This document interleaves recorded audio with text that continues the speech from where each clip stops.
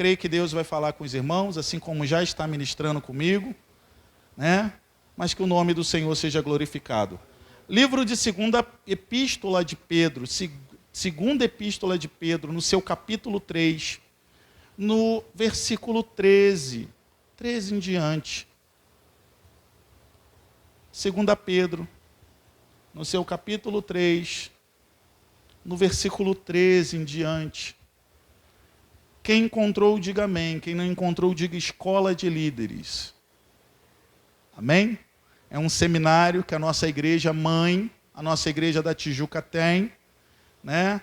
E muitos homens, creio que vai sair daqui muitos homens para poder fazer esse curso. Muitos homens e mulheres vão sair daqui para poder se capacitar, para poder estudar a palavra de Deus e serem líderes, né?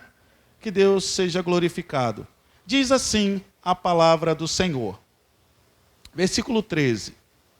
Nós, porém, segundo a promessa de Deus, esperamos novos céus e nova terra, nos quais habita a justiça. Por essa razão, amados, esperamos estas coisas. Esforcem-se para que Deus os encontre sem mácula, sem culpa e em paz. Considerem a longanimidade do nosso Senhor como oportunidade de salvação, como também o nosso amado irmão Paulo escreveu a vocês, segundo a sabedoria que lhe foi dada, ao falar a respeito desses assuntos, como de fato costuma fazer em todas as suas cartas. Nelas há certas coisas difíceis de entender, que aqueles que não têm instrução e são instáveis deturparam, como também deturparam as demais escrituras para a própria destruição deles. Portanto, vocês, meus amados, visto que já sabem disso, tenham cuidado para que não sejam arrastados pelo erro desses insubordinados e caiam da posição segura em que se encontram. Pelo contrário, cresçam na graça e no conhecimento de nosso Senhor e Salvador Jesus Cristo. A Ele seja a glória, tanto agora como no dia eterno. Amém? Soberano Deus e Pai, eu lhe peço, Senhor, nesta hora, que o Espírito Santo tome o lugar em cada vida representada. Eu lhe peço que o seu poder seja manifesto agora na vida de cada um. Senhor, eu lhe peço que o Senhor nos conduza, Pai, a uma atmosfera diferente, aonde a nossa mente, Pai, seja levada cativa a Ti, e nós possamos, ó Pai, compreender, discernir aquilo que Tu queres sobre nossas vidas. Por isso, Pai, dá-nos entendimento, dá-nos a sabedoria, dá-nos, Senhor, as Tuas bênçãos, e tudo aquilo, ó Pai, que se levantar contra nós nessa hora, seja sono, dor, distração, eu repreendo em nome do Senhor Jesus, e não aceito nenhuma obra do inferno nesse momento, mas eu lhe peço, Pai, que vidas sejam salvas, que vidas sejam alcançadas e que vidas sejam libertas e que tenham um encontro contigo através da Tua palavra, Senhor. Assim eu oro, te louvo e já te agradeço, em o nome do Senhor Jesus. Amém, amém e graças a Deus. Uma das maiores preocupações de Deus, ou a maior preocupação de Deus, é salvar o seu povo. Deus tem o prazer de salvar o seu povo. Deus tem o prazer naquele que se rende à palavra do Senhor, daquele que se rende aos seus preceitos, daquele que se rende às suas vontades, daquele que se nega para viver o bem maior, que é o bem de Cristo. As verdades bíblicas expressas na palavra de Deus, esse é o desejo do coração de Deus. Deus não entregou o próprio Filho à toa, Ele entregou o próprio Filho para que todos possam ali abrir o seu coração e amar a seu Filho amado. A palavra vai dizer que Deus tem ciúme de nós, que Deus tem ciúme de nós. Portanto, Deus não se agrada quando nós falhamos, quando nós caímos, quando nós tropeçamos, quando nós cometemos faltas. É uma coisa que Deus não se agrada. Por quê? Porque Deus, Ele deixou em sua palavra que o pecado faz a separação entre o homem e Deus. Então Deus, rico em misericórdia, Ele está sempre tentando renovar a aliança com o seu povo, através do sacrifício vivo do seu Filho amado, através da sua palavra, através do seu infinito amor. Deus quer salvar o seu povo. E essa é umas verdades contidas na Bíblia. Então, Deus se preocupa com a nossa salvação. Deus tem prazer da nossa salvação. E foi isso que Pedro ele estava tentando passar na sua palavra. Mas, se nós pararmos para olhar, quem foi Pedro? Pedro foi um pescador. Pedro era um pescador. E que Deus o escolheu, Deus o chamou, Deus o salvou e transforma Pedro de pescador de peixes em pescador de homens, assim como nós estudamos aqui na palavra de Deus pela manhã. Então, quem é Pedro? Pedro, só para que nós possamos lembrar, foi o apóstolo que caminhou com Cristo, estava ao lado de Cristo. Em várias situações, Pedro estava determinado, estava ali do lado de Cristo, mas Pedro tinha suas falhas. Nós sabemos que o próprio Pedro, ele nega Jesus 3 vezes, mesmo sendo avisado. Pedro, tu vai me negar 3 vezes, Pedro, o tempo vai fechar, o bicho vai pegar e você vai me negar. Não, eu não vou negar. E quando Pedro, ele nega Jesus 3 vezes. O apóstolo que andava com uma faca. O apóstolo Pedro, ele andava com uma faca, e diversas vezes Jesus chamou a atenção dele, e ele por impulso, mesmo vendo todos os prodígios e milagres, mesmo Jesus avisando que ele seria entregue, que ele seria morto, e que ele iria ressuscitar ao 3º dia, Pedro ataca o centurião e corta a sua orelha. Cortar a orelha de um cidadão romano era morte. Cortar a orelha de um centurião romano era morte para ele e para a sua descendência, ou seja, morte para ele, para a família dele, para o primo dele, para o avô dele, para o tio dele, quem tivesse da descendência de Pedro, estava sentenciado à morte. E Jesus opera o milagre e restaura a orelha de Pedro. O apóstolo que emprestou a sua boca para Satanás, ele empresta a boca para Deus e ele empresta a sua boca para Satanás. Mateus capítulo 16, no versículo 13. Amém? A gente vai abrir aqui, abre para mim, Enzo. Aí diz assim: indo Jesus para a região de Cesareia de Filipe, perguntou a seus discípulos: quem os outros dizem que é o Filho do Homem? Aí eles responderam: uns dizem que é João Batista, outros dizem que é Elias, outros dizem que é Jeremias ou um dos profetas. Ao que Jesus perguntou: e vocês quem dizem que eu sou? Aí responde Simão Pedro, disse: o Senhor é o Cristo, o Filho do Deus vivo. No versículo 21, passa o versículo 21, logo em seguida, desde o tempo, Jesus começou a mostrar os discípulos que era necessário que ele fosse para Jerusalém, sofresse muitas coisas nas mãos dos anciãos, dos principais sacerdotes e dos escribas, fosse morto e ao 3º dia ele iria ressuscitar. Então Pedro, chamando à parte, começou a repreendê-lo, dizendo: que Deus não permita, Senhor, isso de modo nenhum irá lhe acontecer. E aí, mas Jesus voltando disse a Pedro: sai da minha frente, Satanás. Você é para mim uma pedra de tropeço, porque não leva em consideração as coisas de Deus e sim as coisas dos homens. Ou seja, Pedro, por mais que ele caminhasse com Jesus, ele seguia a sua natureza carnal, ele seguia a vontade da carne, ele ainda não discernia as coisas espirituais. E Pedro foi o mesmo que perseverou no dia de Pentecostes, o mesmo que viu por várias aparições de Jesus, ele perseverou no dia de Pentecostes, e logo depois ele foi levado a uma praça pública, e ele começa a batizar em nome do Pai, do Filho e do Espírito Santo. Ele começa a batizar, e pessoas, mais de 3.000 pessoas se convertem. Por quê, meus irmãos?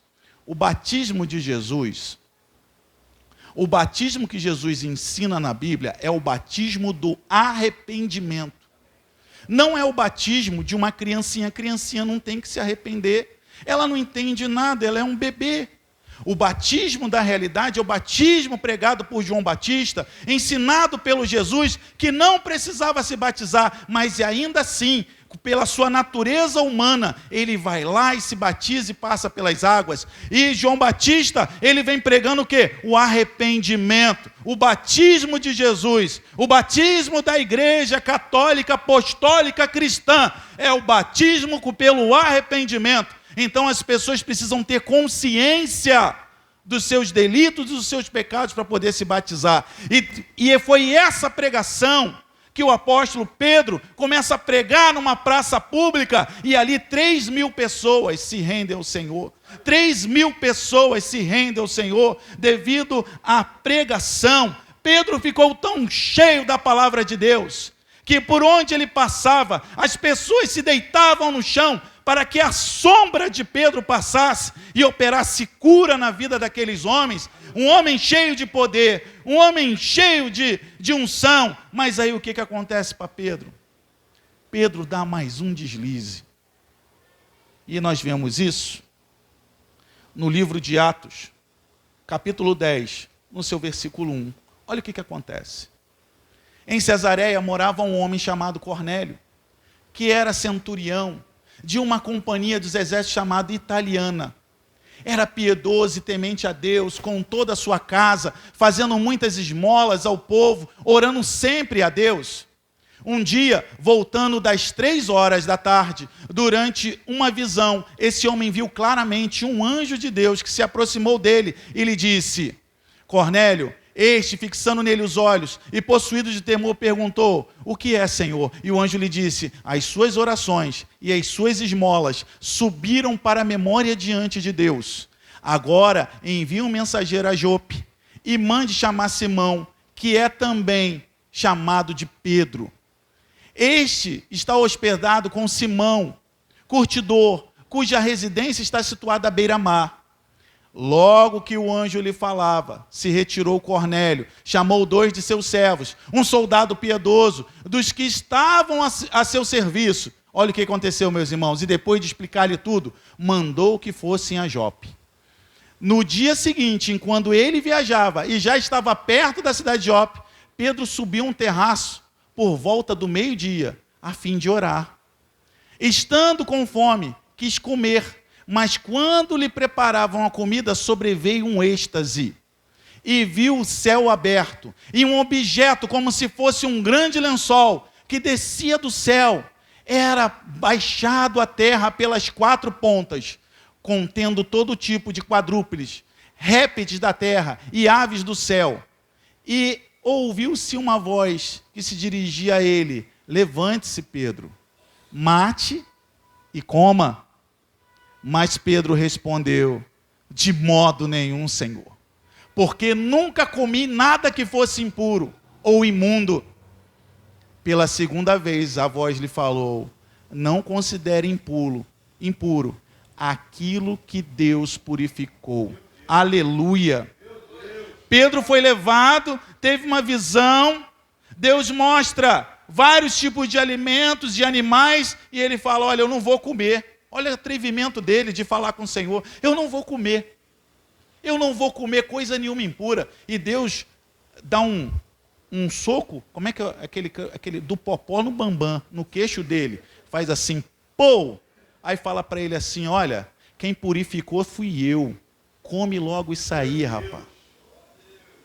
Aleluia! Sabe o que acontece, irmãos? É isso que acontece com muitos de nós. Nós somos rebeldes. Nós queremos nos comportar como Deus. Nós queremos ser como Deus. Nós queremos ter a atitude de Deus. Nós queremos dirigir a nossa vida. Nós queremos conduzir a nossa vida. Nós queremos fazer tudo de errado nessa vida, tudo que é o contrário à palavra de Deus. Nós queremos até mesmo negar aquilo que Deus tem para nós. Nós nos recusamos a receber aquilo que é santo de Deus, aquilo que Deus preparamos para nós. Nós somos covardes, porque nós não encaramos os desafios, nós não encaramos os mandamentos, nós nos acovardamos em determinadas situações. E é isso que eu quero conversar com os irmãos hoje, é isso que eu quero tratar com os irmãos nessa noite, porque a cortina que cega os nossos olhos, a cortina que cegava, que tapava o coração de Pedro, teve que ser rasgada para que ele orasse para os gentios, para que ele orasse para aquelas pessoas gentios que somos nós. Porque o judeu não aceitava de forma alguma que os gentios pudessem receber o dom de Deus, ou pudessem receber a palavra de Deus, ou pudessem receber a salvação de Deus. E assim somos nós. Nós somos os santarrões. Nós não queremos reconhecer que aquele irmãozinho lá, ele pode ser usado por Deus sim. Que aquele irmão pode ser capacitado por Deus sim. Nós temos essa mania de olharmos as pessoas de cima para baixo. Deus não se agrada disso. Nós olhamos com soberba, com altivez para as pessoas. Deus não se agrada disso. Deus é amor. E a todo momento Ele manda que nós tratemos as pessoas com todo amor. Jesus mesmo, Ele tratou as pessoas com todo amor, porque Deus queria salvar a todos. Então foi necessário que Pedro passasse por todas essas experiências, para ele adquirir o quê? Maturidade. Pedro precisava cair, precisava falhar, precisava errar, para que ele atingisse o quê? Maturidade. Mas a maturidade só vem quando nós nos rendemos totalmente ao Senhor. E foi isso que Pedro fez. E Deus, como para não fugir, pois toda ministração eu trago um tema para uma mensagem, o tema de hoje, um alerta para a igreja. Um alerta para a igreja do Senhor. Nós precisamos estar em alerta, nós precisamos ser despertos, nós precisamos ter atenção daquilo que Deus quer para as nossas vidas. Nessa carta, Pedro faz um alerta sobre os perigos que podemos encontrar até mesmo dentro da igreja. As cartas epístolas na Bíblia foram cartas que os apóstolos escreveram para as igrejas, não foi cartas enviadas para o mundo, foi cartas para corrigir erros dentro da igreja. E hoje nós vivemos o advento da internet, temos a impressão que tudo está relacionado à igreja, é santo, é maravilhoso. Dentro da igreja, e é muito difícil eu falar isso, tem muita gente, tem muitos líderes com pele de cordeiro, líderes com toda a falácia, com toda a mentira, com toda a altivez, com toda a vulgaridade, com todas as ações que podem conduzir a igreja para o inferno, porque era isso que estavam acontecendo. Aqueles homens, eles estavam pregando novas doutrinas, e doutrinas que diziam que Jesus não ia voltar a nada, que Jesus estava demorando, e nós vamos ver isso, o que Deus estava dizendo. Mas nem sempre é assim. Se você não solidificar na palavra, você será enganado. Se você não entender o que Deus tem para você, as verdades contidas nessa Bíblia, se você não se preparar, pode ser que você vai ser enganado. Muito provável que você seja enganado. Então Pedro adverte sobre os perigos internos dos falsos líderes, dos falsos mestres na fé. Pessoas no mundo, a maioria das vezes, pessoas do mundo são mais fáceis de se tratar, são mais fáceis de ser evangelizadas. Chega para uma pessoa e fala de Deus para ela. Ela vai falar assim: olha, eu tenho dificuldade, eu sei que eu sou pecador, e para fazer como muita gente faz na igreja, deixa eu ficar no meu mundão aqui mesmo. Eu evangelizando essa semana, eu ouvi isso de uma pessoa. É doloroso, mas é uma oportunidade para me continuar evangelizando. Ela conversou comigo. Ela me deu a oportunidade para continuar evangelizando. E eu continuei falando para ela. Olha, é o Deus da salvação. Porém, o que eu quero tratar, que Porém, há pessoas que se apostataram, se afastaram da igreja, mas continuam dentro da igreja. Continuam cometendo uma porção de pecados. Essas pessoas são difíceis de evangelizar. Essas pessoas não aceitam. Você vai evangelizar, você vai falar, você vai exortar, você vai dar um conselho e essa pessoa fala assim: isso, tudo que você está falando eu conheço, eu já sei como é que é, eu vou melhorar. E não melhora nada. Fica se enganando, fica falando mentira para si mesmo, porque não quer melhora, não quer renovar os votos com o Senhor, fica se enganando pessoas. E nós vemos até isso, que Deus fala sobre isso, Provérbios capítulo 15, verso 31 a 33. Olha o que diz o Senhor: quem dá ouvidos à repreensão construtiva terá sua morada no meio dos sábios. Quem rejeita a disciplina despreza a si mesmo, mas quem aceita a repreensão adquire o quê? Entendimento. O temor do Senhor é instrução na sabedoria, e humildade precede a honra. Então Deus, o que Deus espera? Humildade. Deus espera sabedoria. Ou seja, a repreensão, ela traz humildade, ela traz sabedoria daquele que o teme o Senhor. Se você não teme, você vai retrucar. Agora é muito fácil, né? Com o advento do Google, sei lá, é refutar. Eu vou refutar o que você está falando. Muitas das coisas que nós falamos aqui é dentro da palavra de Deus, mas instruído por Deus. Não é por mera sabedoria, por mero conhecimento ou por mera experiência. É justamente porque Deus nos deu autoridade para falar as verdades contidas aqui na palavra de Deus. Aleluia. Nós deixamos para trás uma frase muito conhecida, que quem está de fora da situação entende melhor. E às vezes eu estou de fora da situação, o diácono Antônio está de fora da situação, o Valmiro, o Wagner, vai entender melhor, vai te ajudar, te instruir melhor, vai te aconselhar, vai conduzir a sua vida para o céu. Que a nossa missão aqui é ser instruído por Deus para conduzir a sua vida para o céu. Então, essas pessoas com uma vida dúbia, com legalismo, vivem ainda dentro da igreja. Pessoas que têm cara de povo de Deus, pessoas que cantam como povo de Deus, pessoas que oram como povo de Deus, mas mentem, julgam, sentenciam, condenam, falam mentiras, estão longe, mas muito longe da presença de Deus. Eu quero dizer que Deus, Ele não se afasta de ninguém.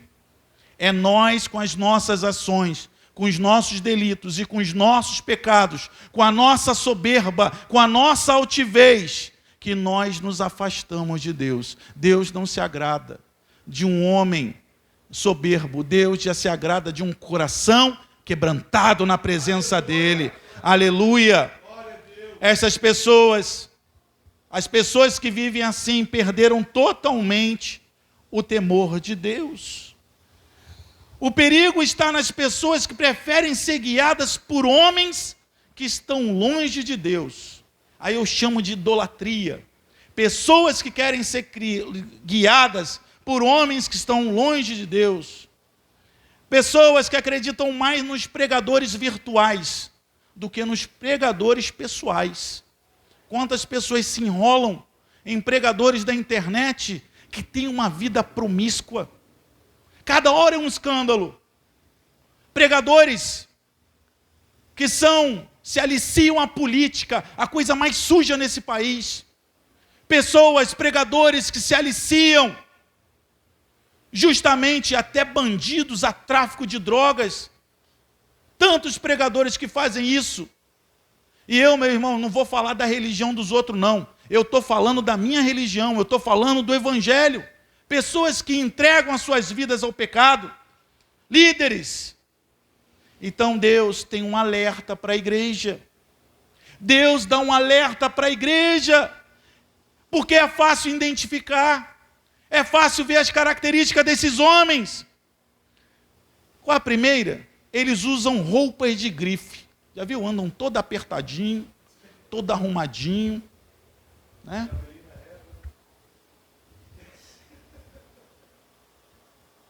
E é isso que eu te digo, né? Eles fazem um tipo de coisa assim, não é isso?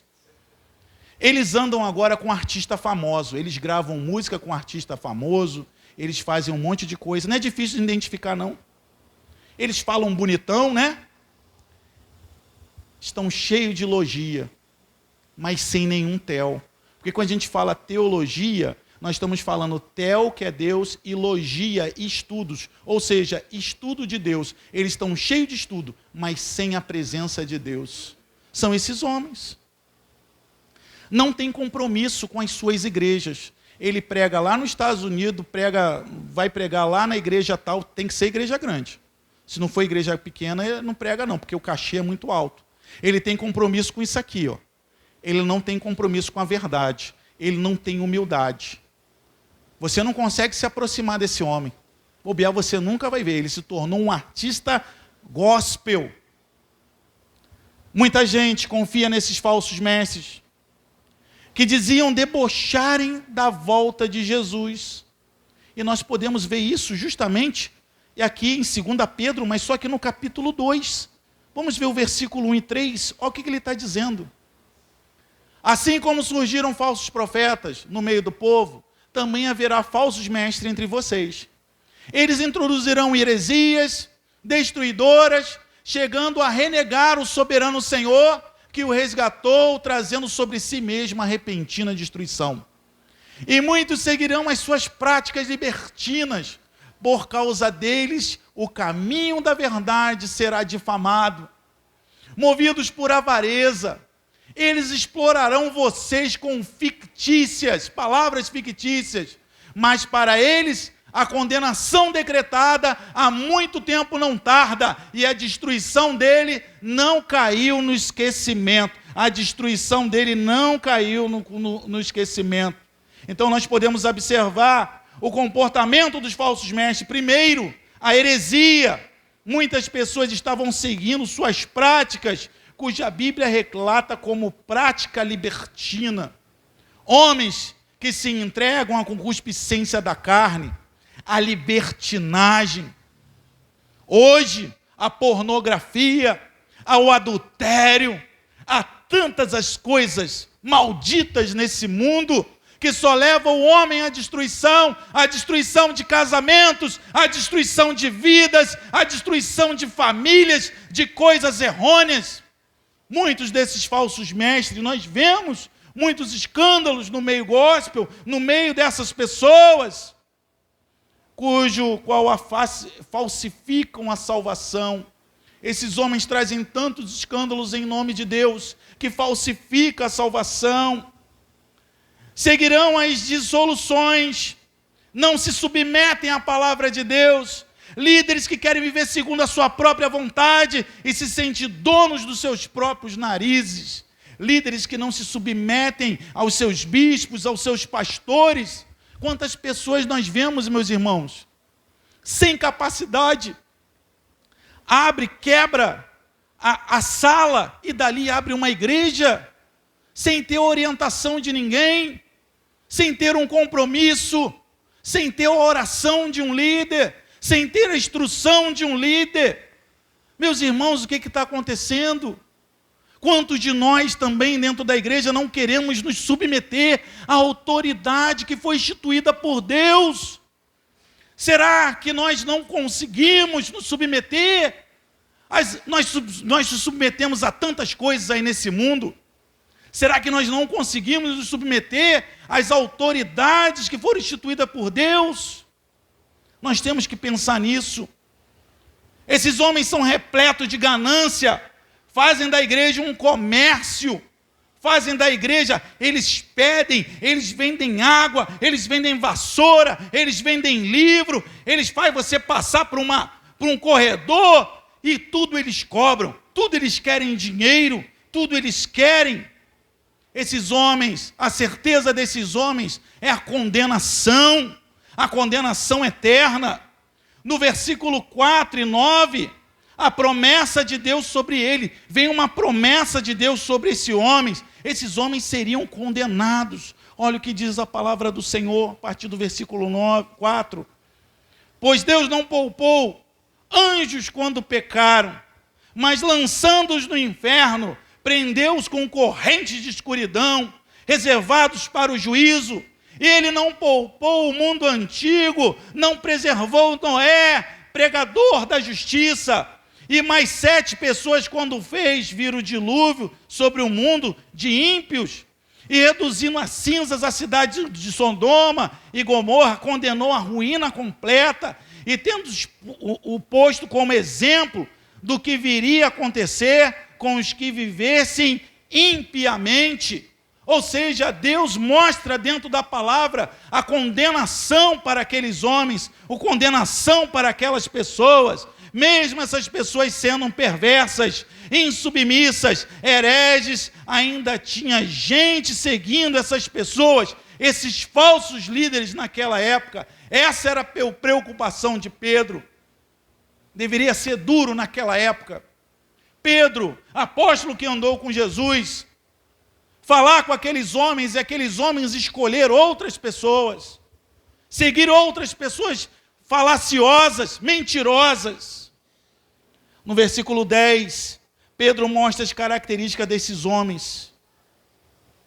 Diz assim: especialmente aqueles que, seguindo a carne, andam em desejos impuros e desprezam qualquer autoridade, atrevidos, arrogantes, não temem difamar o glorioso seres celestiais, ao passo que os anjos, embora maiores em força e poder, não proferem contra essas autoridades sentença difamatória na presença do Senhor. Esses, porém, como animais irracionais, serem guiados pelos instintos e que nascem para serem capturados e mortos, falam mal daquilo que não entendem e na sua destruição também hão de ser destruídos. É a sentença de Deus para esses homens. Homens que não têm controle. O Pedro chega a pegar pesado, falar deles como animais. Homens que se comportam como animais.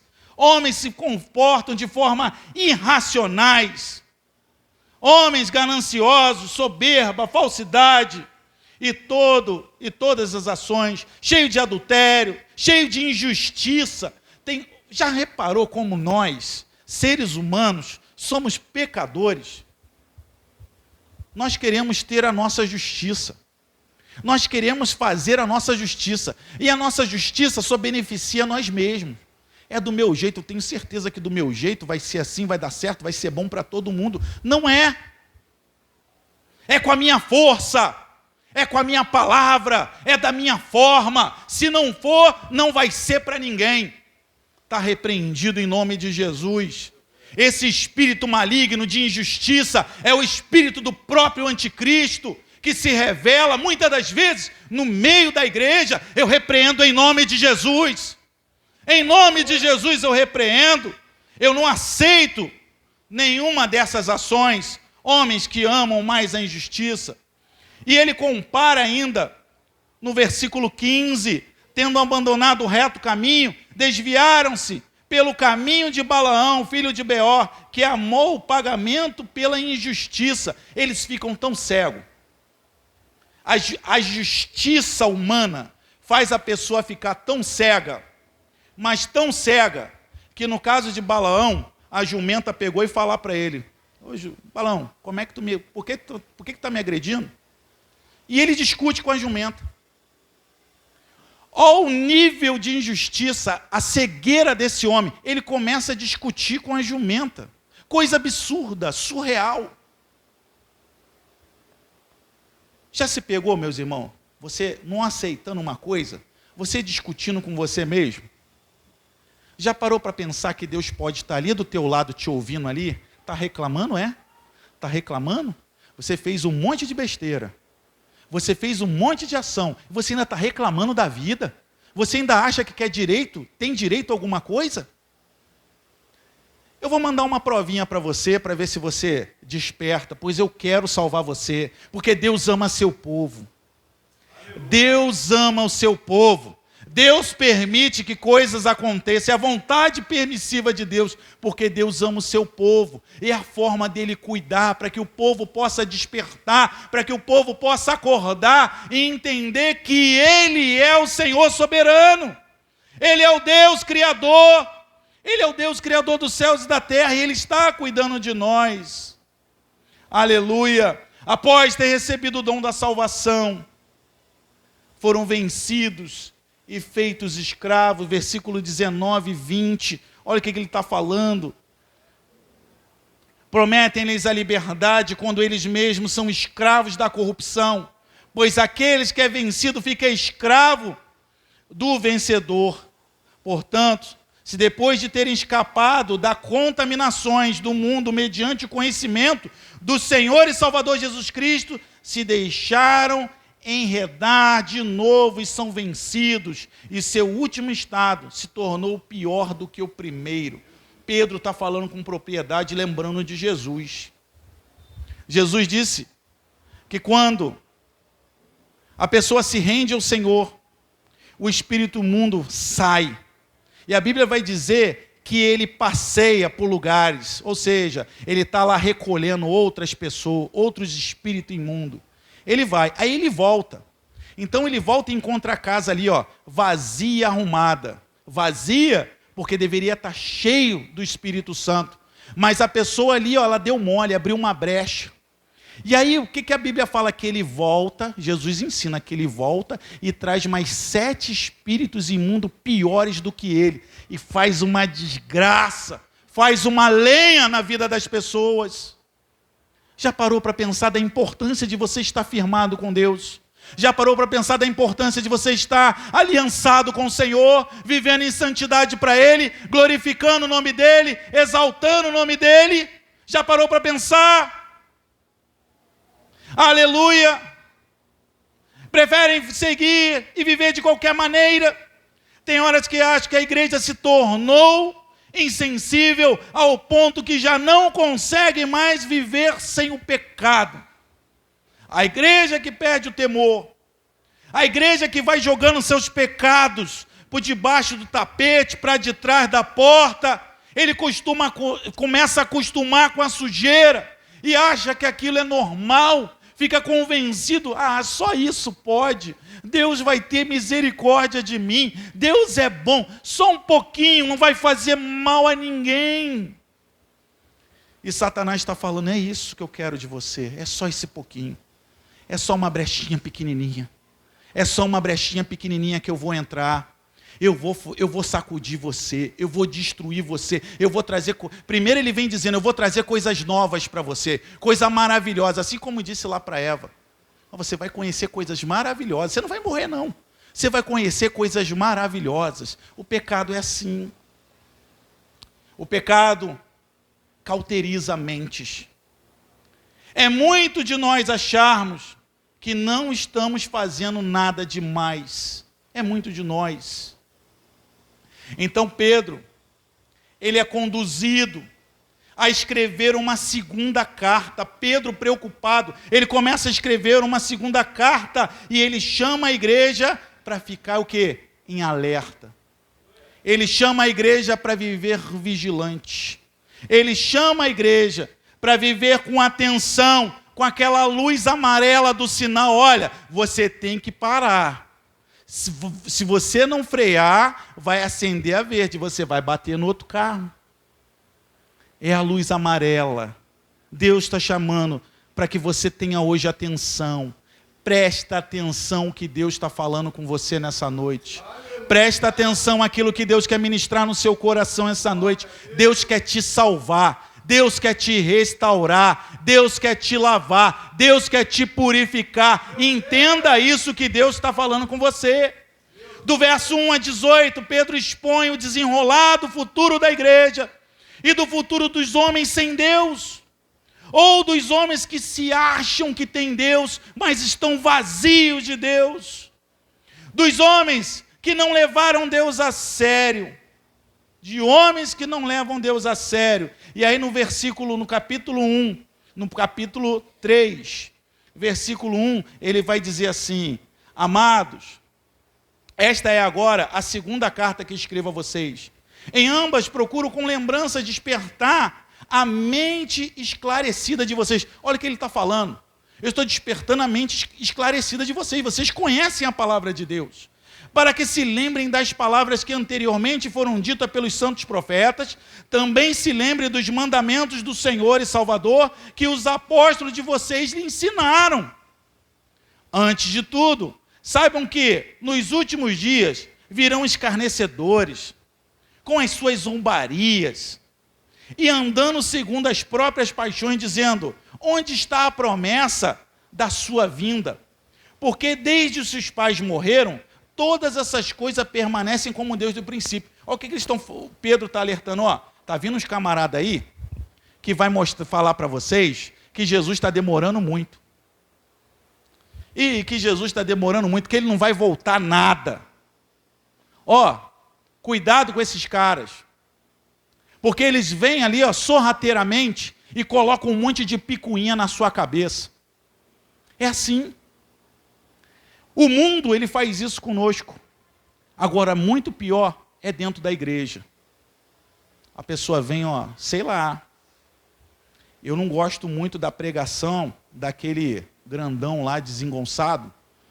Ele é bom de prato, mas pregação dele tem hora que, né, é meio estranho. Né? Tem hora que pessoas começam a reclamar. Como o homem é perverso, só sabe reclamar. Reclamar, que isso não está bom, que isso não está bom. Meus irmãos, nessa terra o que vai estar bom? Bom mesmo é só Deus, Deus está no céu. E bom mesmo eu creio que é morar no céu. Então, eu não reclamo. O que Deus mostrou na palavra dele? O povo lá no deserto. O povo no deserto começava, não dá. Poxa, preferia ter ficado lá no Egito. Aqui não tem comida. Deus mandava comida. Não, estou cansado de comer maná. Poxa, Deus podia mandar uma... Já que a gente está no deserto, Deus tirou a gente da escravidão, fez mais do que obrigação dele. Ele podia mandar lá um franguinho. Deus mandava. Eu estou com sede. Meus irmãos, eu tenho certeza que se naquela época existisse Coca-Cola, eles iam pedir Coca-Cola, frango, empadão, eles iam pedir feijoada da dona da irmã Luísa, eles iam pedir de tudo. Eles iam reclamar, iam querer pedir de tudo. Porque a natureza humana é assim, tem tudo para reclamar. Tudo para reclamar. Mas eu quero dizer para vocês uma coisa. Deus não se agrada de murmuração.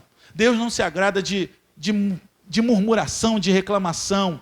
Deus se agrada daquele que mesmo está difícil, eu estou sofrendo, eu estou passando uma situação difícil, mas obrigado, Senhor. Obrigado, Senhor, porque o Senhor me colocou nos seus caminhos. Obrigado, Senhor, por estar me direcionando. Obrigado, Senhor, por sentir a tua presença. Obrigado, Senhor, pela minha família. Obrigado, Senhor, pelos meus filhos. Obrigado, Senhor, pela minha casa. Obrigado, Senhor, pelo meu emprego. Meu patrão é chato, é difícil arrumar cliente, mas obrigado, Senhor, pois é isso que está me sustentando. É dádiva sua, é glória tua, e eu só tenho a render graças a ti. É isso que nós precisamos fazer. É isso que nós precisamos entender. É isso que Deus espera de nós. Aleluia. Lembre-se das palavras do Senhor. Mas cuidado com os escarnecedores. Porque tem muita gente que quando a gente vai falar de cura e de poder de Deus, zomba. Lá, crente fanático. Quando você fala do batismo do Espírito Santo, eles zombam. Quando você fala em línguas, pessoas zombam. Vocês já repararam como é que está sendo hoje? Eu vou citar um nome, eu não gosto de fazer isso, mas eu vou citar. Tem um camarada que eu vi esses dias na internet, mas se ele está perto de mim, eu acho que eu dou uma pescotapa nele. É um tal de Jacinto Manto. O cara faz piada, ele debocha, ele zomba da palavra de Deus. Tem um outro que eu não vou citar não, mas ele faz um stand-up gospel. Está tudo inserido aqui. E os crentes tudo adora, ri. E ele adora de fazer isso. Ele vai nas igrejas grandes, ele vai lá, conta piada, faz a palavra de Deus, faz carinha, dança, faz um monte de coisa. Está cheio do dinheiro, que ela é careca, agora está todo cabeludo. É uma tristeza. Mas nós estamos dando atenção para essa porcaria desse zombador. Desculpe falar assim. E é justamente isso, a zombaria. Meus irmãos, será que nós esquecemos que blasfemar contra o Espírito Santo é o pecado que não tem perdão? Será que nós esquecemos disso? Será que nós nos lembramos disso na palavra de Deus? O cara está zombando lá da palavra de Deus e a gente está rindo. Já parou para pensar que coisa ruim é essa? O cara está contando piada, debochando da fé das pessoas. E a gente está rindo. Esse não é o Deus que eu sirvo. Isso que eu falo é o espírito do anticristo se levantando no meio da igreja. A igreja precisa estar em alerta. A igreja precisa estar em alerta. A igreja precisa estar em alerta, porque tudo isso faz parte dos princípios das dores. É o princípio da volta de Jesus. Meu irmão, eu quero ir para a glória, eu não quero ficar. Eu quero ir para a glória, não quero ficar. Eu quero glorificar e exaltar o nome do Senhor. Eu quero estar com Ele, eu quero entrar naquele santo lugar. Eu quero ouvir dEle, seja bendito de meu Pai, entrai por essas portas. E eu quero lá, junto com os anjos, pular e cantar, Santo, Santo é o Senhor, forte e poderoso. Eu quero morar na glória. Eu não sei de você, mas eu quero ir para a glória em nome de Jesus. Um alerta para a igreja. A aparente demora de Jesus, é o que ele fala no verso 8 e 9.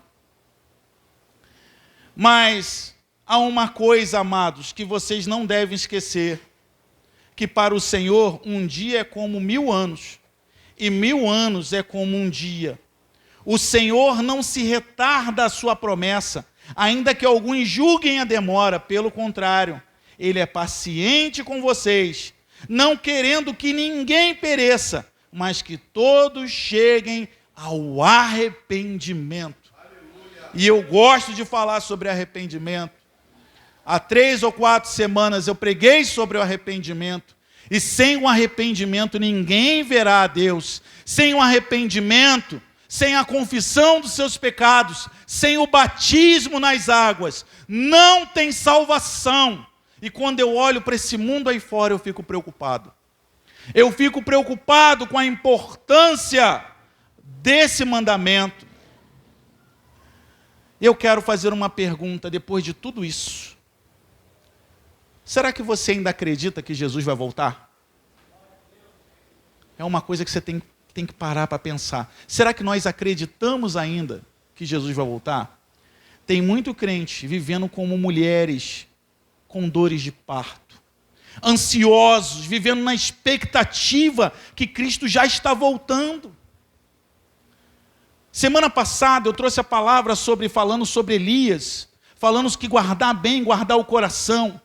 Só para resumir, Elias recebeu uma palavra pesada, e ele cai em depressão, ele abandona o seu servo, o seu escravo, e aí ele fica dentro de uma caverna.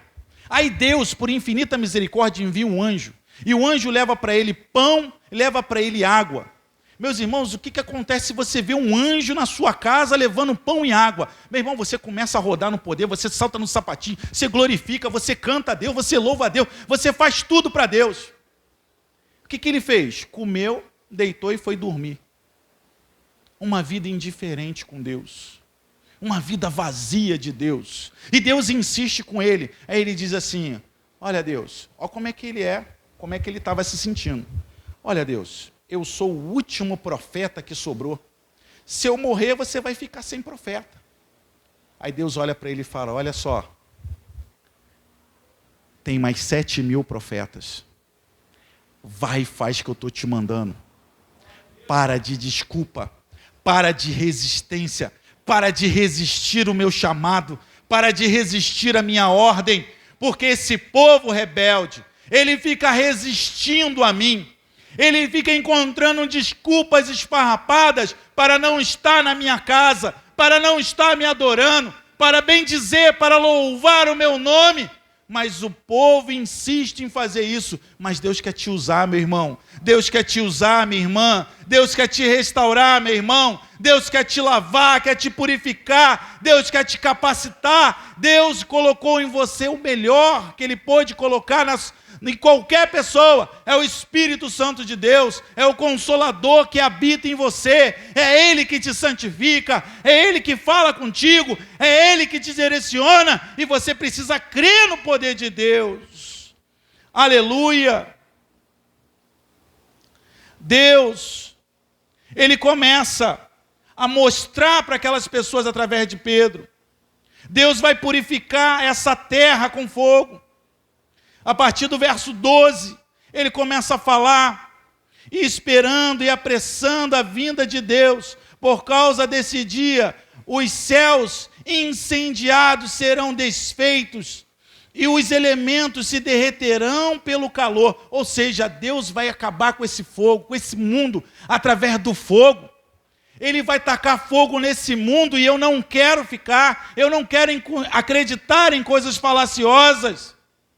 Temos pressa, temos que ter pressa na vinda do Senhor. Meus irmãos, meu irmão Alexandre, você está cometendo uma heresia. Ter pressa na vida do Senhor, eu posso apressar a vinda do Senhor? Sim. Ele disse, quando todos se rendessem ao Senhor, Ele viria.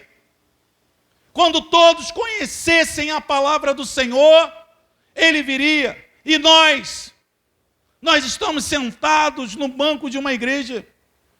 No dia do evangelismo, tem alguns desbravadores que vêm para cá, glorificar e exaltar o nome do Senhor, entregar um panfleto, falar, orar. Irmã Luciana pega cada nome ali com cada carinho, chega aqui, ora pelas pessoas. Nós temos um povo que é chamado pelo nome do Senhor. Nós fomos chamados para ir por todo mundo, pregar o evangelho a toda criatura. Aquele que se converter, se arrepender dos seus pecados e se batizar, esse será salvo. Aleluia. Então nós temos que crer nisso, que nós temos essa responsabilidade. Aleluia. Jesus sabe discernir entre uma noiva, me desculpe o que eu vou dizer, meu irmão, uma noiva idônea e uma noiva prostituta. Uma noiva que se prostitui. Ele sabe. Ele fez a separação de noivas que tinham azeite e noivas que não tinham azeite. Nós somos a noiva do Senhor. Sabe quando o Senhor virá? Quando todas as noivas dele estiver cheio do azeite de Deus. Meu irmão, a nossa luta é árdua. Porque na maioria das vezes, nós vamos ter que pregar para crentes. Nós vamos ter que ensinar a crentes. Nós vamos ter que falar do amor de Deus para crentes. Mas eu creio que Deus tem o amor dele para nós. O que ele vai dizendo? Ele vai dizendo para que nós possamos perseverar. Para que nós possamos perseverar na palavra de Deus. Para que nós possamos perseverar na pregação do Evangelho. Para que nós possamos viver de acordo com a vontade do Senhor. Coloca nos 2 últimos versículos para mim, Enzo. 17 e 18, se não me engano. Portanto, vocês, meus amados, visto que já sabem disso, tenham cuidado, para que não sejam arrastados pelo erro desses insubordinados, e caiam da posição segura, a posição segura que Deus te deu. Né? Volta para aqui. Posição segura em que se encontram. Verso 18. Pelo contrário, cresçam na graça, no conhecimento de nosso Senhor e Salvador Jesus Cristo. A Ele seja a glória, tanto agora como no dia eterno. É isso que o Senhor quer. Ele quer te levar para a eternidade.